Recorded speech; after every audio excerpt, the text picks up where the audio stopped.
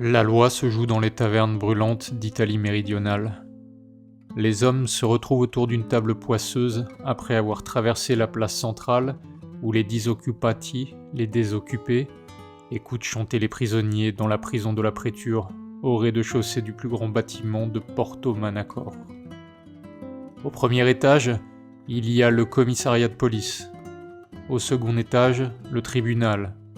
Au troisième, l'appartement du commissaire de police. Et au dernier, celui du juge Alessandro. Réveillée par le chant des prisonniers, Donna Lucrezia, la femme du juge, la crinière noire, répandue en désordre, accoudée à la rambarde de son appartement, repousse son mari, le juge Alessandro. Elle ne le montre pas, mais elle guette l'apparition d'un homme qu'elle aime secrètement, plus jeune, plus vif, tandis que les détenus continuent leurs complaintes. La chaleur n'est rien pour Donna Lucrezia, même à ce balcon vaincu par le soleil. C'est normal, une passion plus torride la brûle de l'intérieur. Un étage plus bas, témoin de cette dispute, le commissaire Attilio, bel homme viril, se démène avec son épouse qui voudrait se rendre à la plage en maillot de bain. Naturellement, il refuse. Mais il est seul contre deux femmes. En effet, Giuseppina, la fille du quincaillier, amie de sa femme, manigance quelque chose avec cette dernière. Cette petite éhontée prend d'ailleurs un peu trop de liberté et rétorque au commissaire qu'il est un mari d'un autre temps, qu'il aimerait sans doute mieux voir sa femme enfermée au couvent que dans les eaux tièdes du pays. Toutefois, 2 minutes plus tard, alors qu'il quitte son domicile en même temps que Giuseppina, il la pousse dans un recoin sombre des escaliers et lui demande, tremblant, maladroit, tourmenté par le désir, un baiser. Rien qu'un baiser. « Je t'en supplie, Giuseppina, aimer, sursure-t-il. Tu laisseras demain ta femme venir à la plage avec moi ? Oui. En maillot de bain ? Oui. Jure-le. Je le jure. Jure-le sur la Madone. Je le jure sur la Madone. Alors Giuseppina se laisse embrasser. Elle a gagné cette partie. Elle a imposé sa loi. De leur cellule, les prisonniers chantent désormais un air de Charles Trenet. Oublieuse postérité. Épisode 38. Être désintéressé. Joue-t-on vraiment à la loi ? N'est-ce pas plutôt la loi qui se joue de nous ? Rien n'est moins sûr, car il n'y a pas d'équilibre possible, de juste sentence. La loi est tout à la fois cruelle et savoureuse. Soit on la subit, soit on l'édicte. Quand on lance une partie, aucun homme ne plaisante. Les sourires viennent après, une fois qu'on a abattu les cartes sur la table collante. C'est d'un côté le sourire carnassier du vainqueur qui s'apprête à faire appliquer son décret, et d'un autre le sourire amer de celui qui sera la victime du sort. Quelles sont les règles du jeu ? Peu importe. Tarot, dés, courte paille. Il s'agit seulement de faire parler le hasard pour qu'il choisisse un vainqueur qu'on appelle padrone, patron. Celui-ci nommé, le tavernier apporte une cruche de vin. Une fois cette première phase passée, tandis que les spectateurs à la transpiration aigre, aux cheveux gras s'approchent de l'arène pour regarder les 6 joueurs, commence le second mouvement. Allegro ma non troppo. Le patron choisit un sottopatrone, un sous-patron, mais avant cela, s'il joue bien, le patron fait durer le plaisir. Il a tous les droits. Il toise en silence les joueurs qui attendent sans un mot, que l'attente énerve, que le silence impatiente. Il peut tout autant dire et ne pas dire, interroger et répondre à la place de l'interrogé, louer et blâmer, injurier, insinuer, médire, calomnier, porter atteinte à l'honneur. Les perdants, qui subissent la loi, ont le devoir de subir dans le silence et l'immobilité.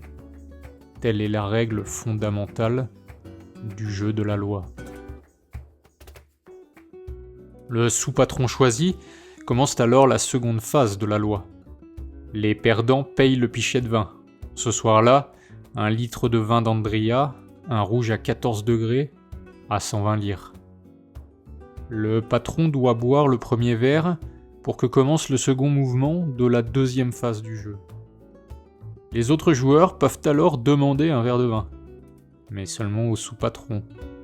Celui-ci accepte, ou non, en fonction des circonstances, car les intérêts les plus habituels des joueurs entrent en contradiction avec les nécessités de la loi, car le réel infléchit les lois du théâtre. Il arrive parfois que patron et sous-patron boivent entièrement le pichet. Chaque goutte dessèche atrocement le palais des perdants, mais ils doivent subir la loi sans réagir. Telles sont les règles. C'est le pauvre Tonio qui se fera dire ces vérités tout à l'heure. Tonio, il est l'homme de main, l'homme à tout faire de Don Cesare, le principal notable de la ville. Ancien capitaine de la cavalerie royale durant la Première Guerre mondiale, chasseur émérite, baron vieillissant des affaires et des corps. Grand amateur d'art, historien de sa cité, spécialiste des vestiges helléniques, qu'il retrouve autant dans les marais que dans la courbe d'un sein de femmes auxquelles il continue, malgré ses 72 ans, de ravir la virginité. Mariette, qui va sur ses 18 ans, femme indomptable, belle et bouleversante comme l'été sans vent, félin qui se soustrait à toutes les griffes sans utiliser les siennes, fille de Giulia, sœur d'Elvire et de Maria, dont Tonio est le mari, Mariette se débat, nue sous sa blouse, elle aussi dans l'ombre. Mais ce n'est pas l'ombre de la préture où Giuseppina vient de faire la loi au commissaire, non, c'est l'ombre des colonnes du perron de la maison de Don Cesare, en face du marais que le soleil lion d'août embrase. Mariette, ti voglio tanto bene, je t'aime tant. Laisse-moi au moins toucher, souffle Tonio de sa voix brûlante, tremblant de désir. Va faire tes chienneries avec ma sœur, lui rétorque Mariette. Si tu voulais, je laisserais tout, les enfants, la femme, Don Cesare. Je t'emmènerai dans le nord. D'autres rêvent du nord, tandis que Tonio, déconfit, s'élance sur sa lambretta. C'est Donna Lucrezia, la femme du juge, et Francesco Brigante. Alors que toute la ville s'agitera à cause d'un vol, ils partiront.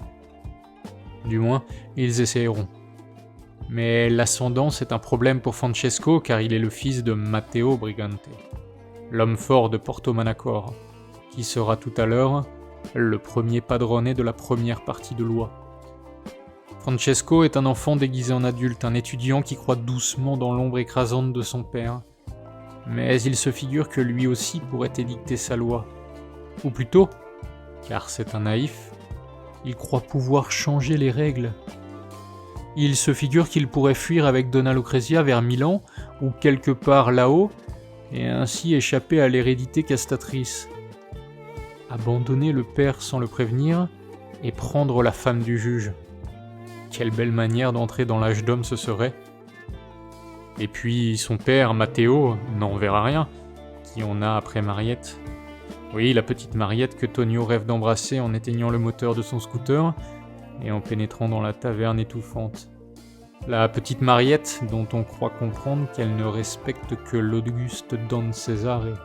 L'indomptable Mariette qui a volé avec Pippo et sa bande de Guaglioni 1,5 million de lire à un touriste suisse. De quoi vivre des mois à l'abri. De plus, Matteo Brigante sait qu'elle est encore vierge. Or, Matteo Brigante n'a d'intérêt que pour ce type de femme. C'est d'ailleurs le prénom de Mariette qui revient le plus tout au long des parties de la loi. Matteo Brigante, patron, malmène Tonio à propos de ses échecs répétés avec sa belle-sœur. Qui ravira le premier Mariette ? On donne des pronostics. Certains penchent pour le taureau seigneurial Don Cesare, et d'autres pour un étranger venu du Nord, un agronome que les sœurs de Mariette essayent d'appâter en prévision des jours plus froids. Le commissaire pense d'ailleurs qu'elle le possède. Il aime cette expression écrivaillant. Il y a des humains qui en possèdent d'autres. Les possédants deviennent à leur tour possédés. Les possessions l'une l'autre s'enchaînent. On n'y échappe pas. Il a possédé beaucoup de femmes, des femmes mariées surtout. Son métier lui offre des facilités que d'autres n'ont pas. Il prenait toujours l'initiative de la rupture, mais le plus souvent la femme restait possédée de lui. Elle quémandait une dernière entrevue, c'était perpétuellement la dernière entrevue. Il en tirait quelque gloire. Maintenant, c'est Giuseppina qui le possède.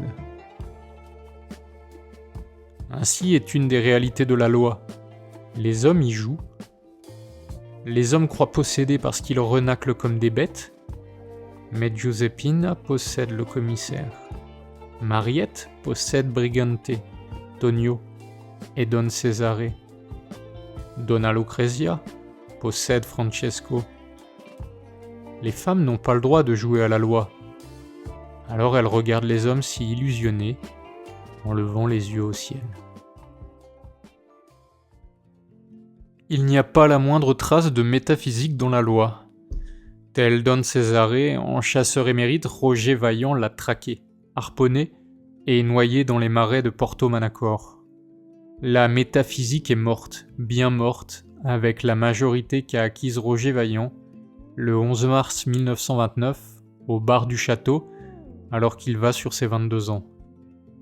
Ce jour-là, il répond à la convocation d'André Breton avec les autres membres du Grand Jeu et surtout ses deux grands amis, René Daumal et Roger Gilbert Lecomte. De cette réunion fatale au Grand Jeu, procès stalinien avant l'heure des frères simplistes, mené par les surréalistes, j'ai déjà rendu compte plus en détail dans les épisodes consacrés à l'histoire du Grand Jeu.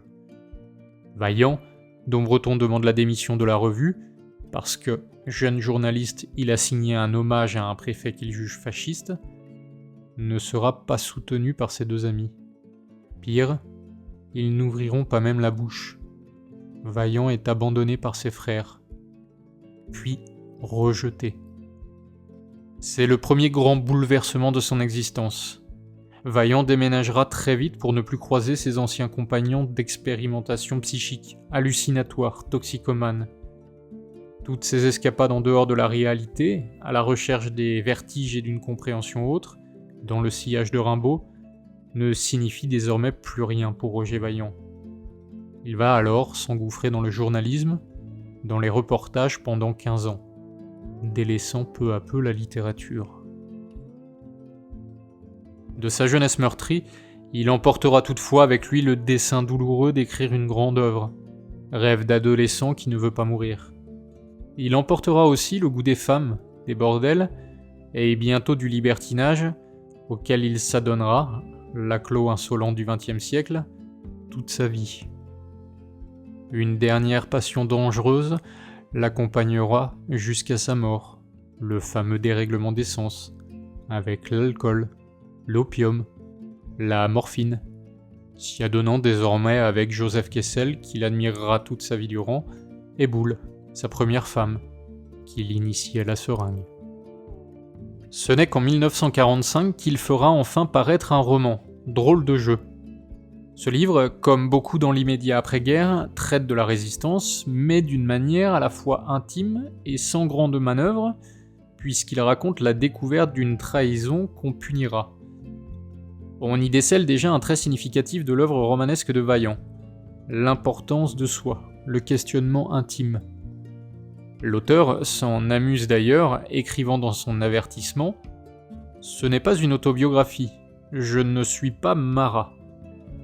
Or, Vaillant est précisément Marat, puisqu'il utilisera le nom du révolutionnaire pendant la guerre, dans la résistance qu'il finit par rejoindre après l'avoir soigneusement évité, ne se jugeant pas assez français, pas assez bourgeois, pas assez impliqué pour se battre.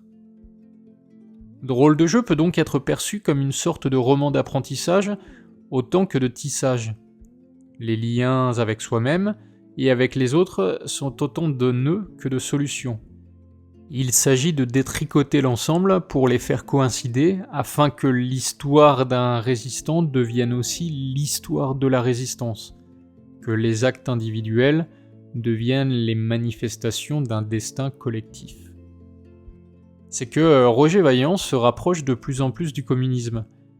Lui qui est depuis bien longtemps irréconciliable avec la bourgeoisie dont il est issu, dont il a autant honte que son corps frêle, ne peut d'ailleurs plus reprendre ses activités de journaliste dans une rédaction clairement capitaliste. Et puis, tant de résistants étaient communistes, tant d'artistes le sont devenus, comme le premier écrivain communiste de France, Louis Aragon. Roger Vaillant entre donc comme journaliste à Action, délaissant Pierre Lazareff, son employeur de toujours, pour Pierre Courtade.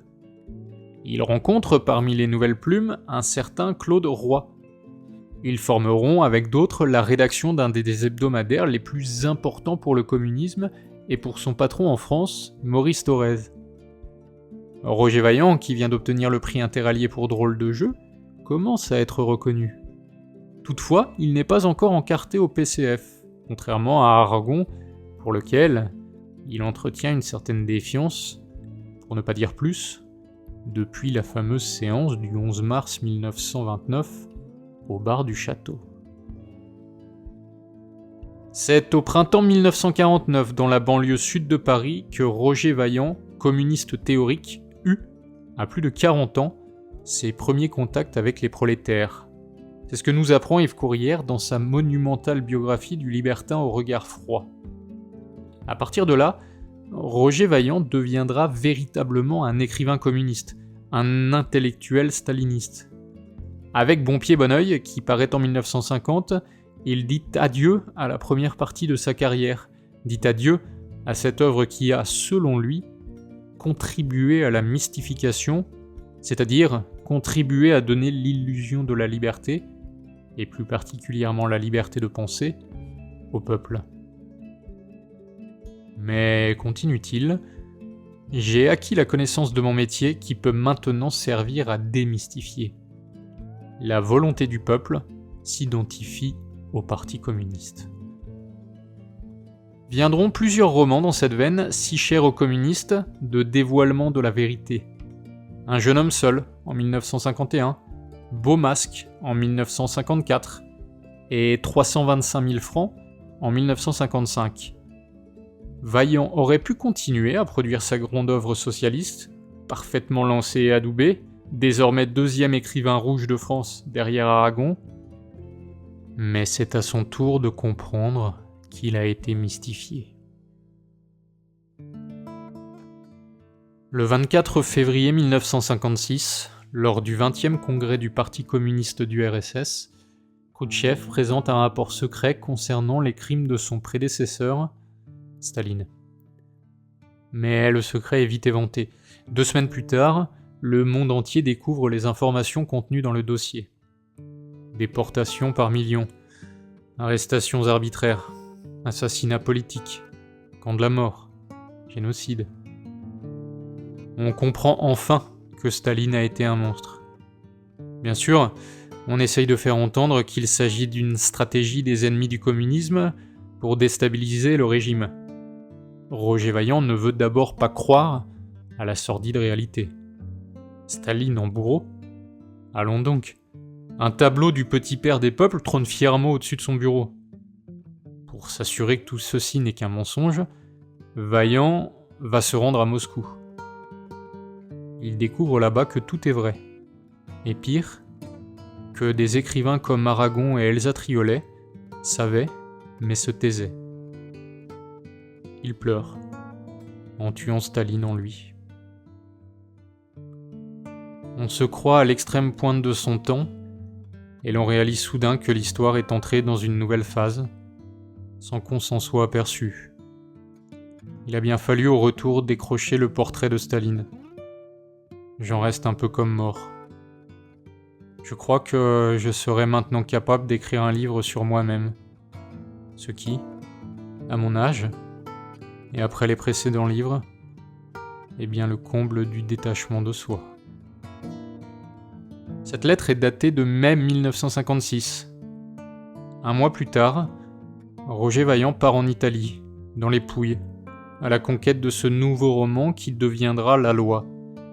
Les paysages, les femmes et les hommes de cette région, les coutumes, la chaleur, la langue parfois si rude et pourtant lascive, lui donnent rapidement des idées. À un balcon, il aperçoit, je cite, « une jeune servante nue dans sa blouse blanche, dédaigneuse, d'une agréable insolence, et qui rendait parfaitement compte de ce qui se passait autour d'elle. » Ce sera Marietta, la jeune femme que tout Porto Manacor courtise. D'une femme rencontrée à Foggia, il fera Donna Lucrezia. D'un colonel monarchiste octogénaire et d'un ami propriétaire terrien, il fera le personnage de Don Cesare. Oui, tout est en marche. Tout revient. Le roman s'écrit tout seul. Mais le rapport Khrouchtchev en mars 1956 n'était que le premier acte d'une double révélation. 6 mois plus tard, des étudiants se révoltent à Budapest contre le régime communiste. Bientôt, l'insurrection se propage et l'URSS décide de répliquer avec force pour écraser la menace. Il en résultera des milliers de morts et des centaines de milliers d'autres en fuite vers l'ouest. À nouveau, Vaillant est secoué, dévasté. Si hagard qu'il signera à l'initiative de Jean-Paul Sartre un tract où l'on trouvera aussi les signatures de Claude Roy, son ami, et de Beauvoir, Léris, Co. Dans ce papier, les signataires s'opposent à la répression dans le sang par le socialisme des révoltés hongrois, même si ces derniers sont des réactionnaires. Mais cette signature lui sera aussitôt reprochée par le PCF, par les têtes pensantes, certes, mais aussi les encartés d'en bas, la cheville ouvrière, les prolétaires soudain trompés par cet écrivain si important pour eux, qui devient soudain un traître. Vaillant tente de se racheter, d'expliquer que cette signature n'a rien à voir avec son engagement, ni avec la fraternité qu'il entretient avec chaque camarade, mais c'est peine perdue. C'est le coup de grâce. Une nouvelle fois acculé, incompris, rejeté comme le 11 mars 1929, celui qui cache son émotivité derrière un regard froid décide de se retirer de la politique. Désormais, il sera désintéressé. Ce fut cette année-là que Don Cesare commença de se désintéresser. Il continue de chasser et il rapporte toujours beaucoup de gibier, malgré les Bolonais. C'est un fin tireur, l'âge n'y a rien changé, et il connaît le marais, les dunes et les collines, mieux que les gens de sa maison. Mais il ne jure plus quand il a abattu une belle pièce. Son regard ne s'allume même pas. Il tue comme un boucher à l'abattoir. Depuis quelques années, Tonio l'accompagne, portant la gibecière et le second fusil, sans plaisir, avec une sorte d'effroi, comme s'il était au service d'une statue, une grande statue qui marcherait inlassablement, du même grand pas mécanique, à travers les bambous et les roseaux, les romarins des dunes et les épines des collines. Tonio imagine confusément que les châtiments du purgatoire sont de cet ordre. Pas ceux de l'enfer, ceux du purgatoire, cette marche sans fin au service d'une statue. Ou les limbes, peut-être.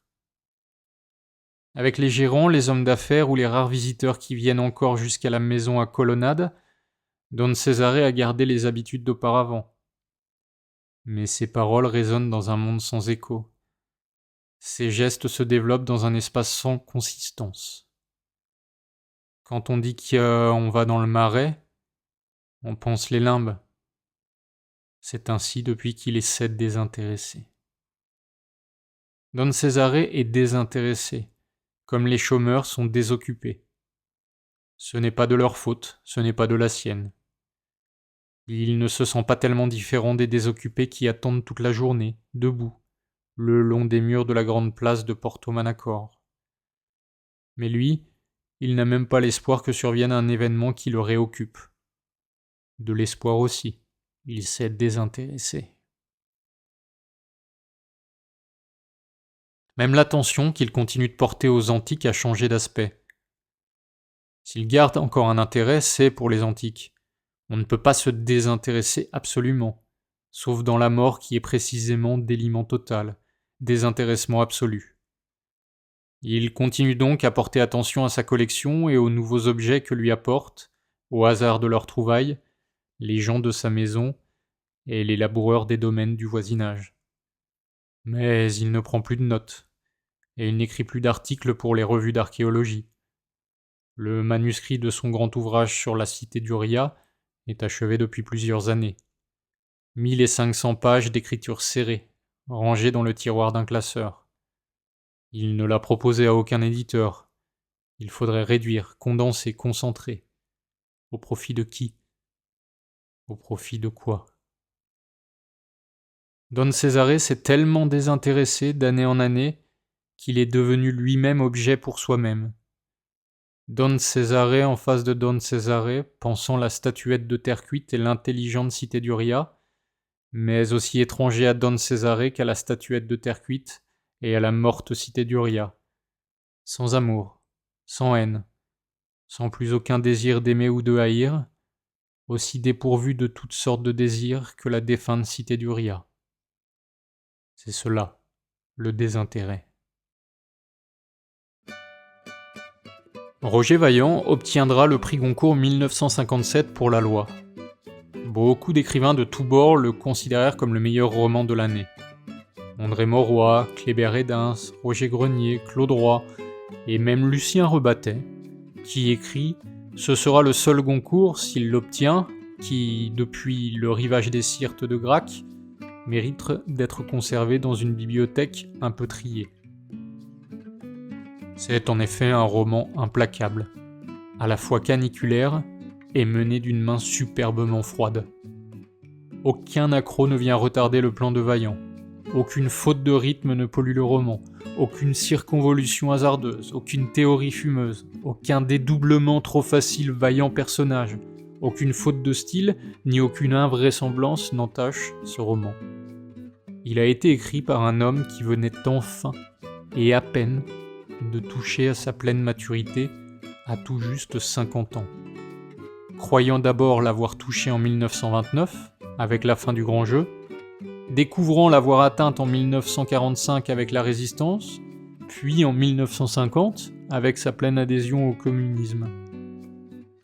Ce n'est qu'en 1957, en se dépouillant de tout, que Vaillant terminera d'expérimenter l'existence, ayant enfin accepté qu'il fallait produire sans se soucier de rien, l'expérience et l'art acquis étant suffisants pour le faire de manière automatique.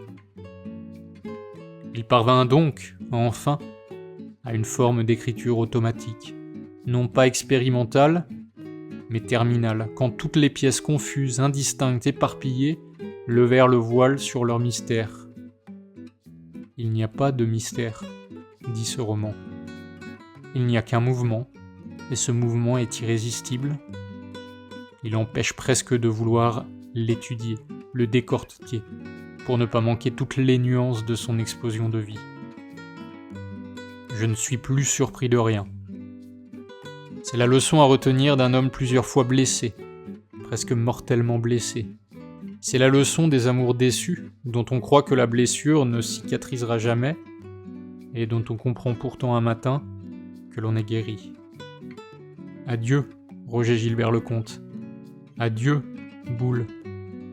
Adieu, la politique. Le succès de La Loi est si grand, avec ses centaines de milliers d'exemplaires vendus, que le général de Gaulle lui-même l'évoquera dans un entretien avec Roger Stéphane, que rapporte Yves Courrière dans la biographie de Roger Vaillant. Au journaliste venu évoquer le silence du général, ce dernier répondra « Avez-vous lu le Goncourt, Roger Stéphane ?»« Eh bien, je suis comme ce vieil hobereau de l'Italie du Sud. Désintéressé. » Le mot sera même à la mode dans la société française.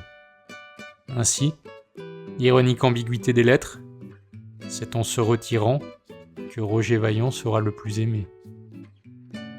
Désormais riche, il lui reste ses deux dernières passions, les vices capitaux d'un homme qui voulut jouer au dur, parce qu'il ne fut qu'un jeune homme blessé. L'alcool et le libertinage. Finalement, deux absolus hérités du grand jeu, qui inexorablement l'accompagna jusqu'à ses derniers instants.